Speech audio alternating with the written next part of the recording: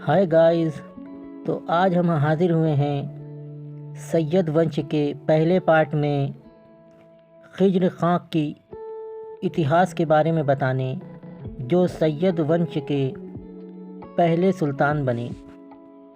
जब फ़िरोज़ शाह तुगलक की मृत्यु हुई तो तुगलक वंश धीरे धीरे कमज़ोर पड़ने लगा।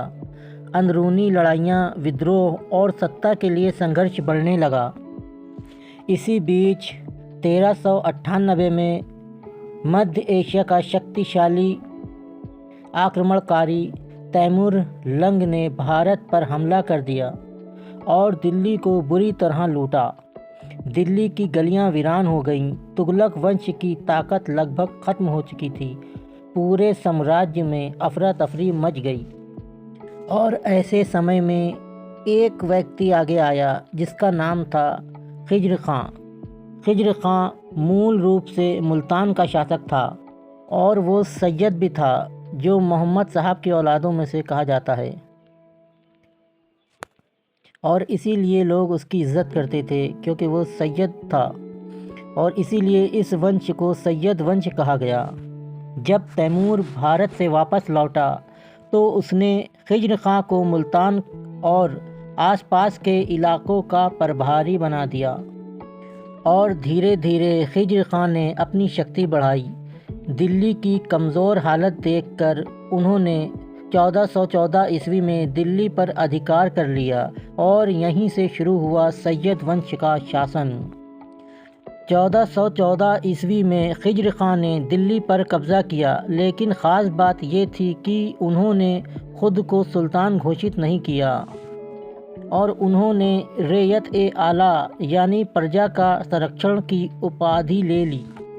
वे खुद को तैमूर के प्रतिनिधि के रूप में मानते थे, यानी उन्होंने सीधा बादशाह बनने का दावा नहीं किया बल्कि विनम्रता दिखाई।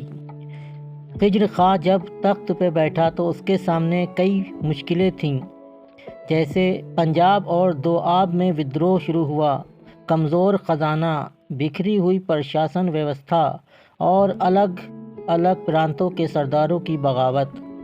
उन्होंने लगातार विद्रोहों को दबाने की कोशिश की। हालांकि उनकी शासन बहुत शक्तिशाली नहीं था, लेकिन उन्होंने दिल्ली सल्तनत को पूरी तरह ख़त्म होने से बचा लिया।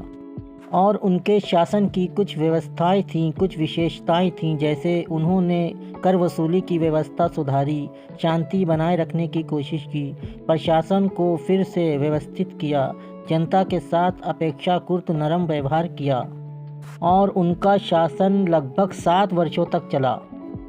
और उनकी मृत्यु 1421 ईस्वी में हो गई। खिज्र खां की मृत्यु के बाद उनके बेटे मुबारक शाह ने गद्दी संभाली।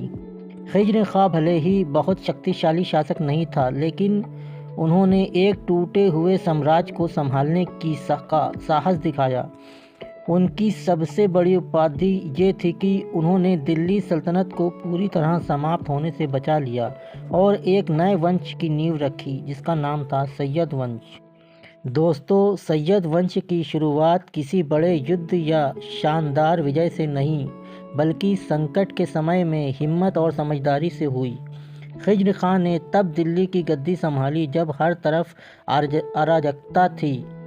उन्होंने खुद को बादशाह नहीं कहा, लेकिन इतिहास ने उन्हें एक नए वंश का संस्थापक बना दिया।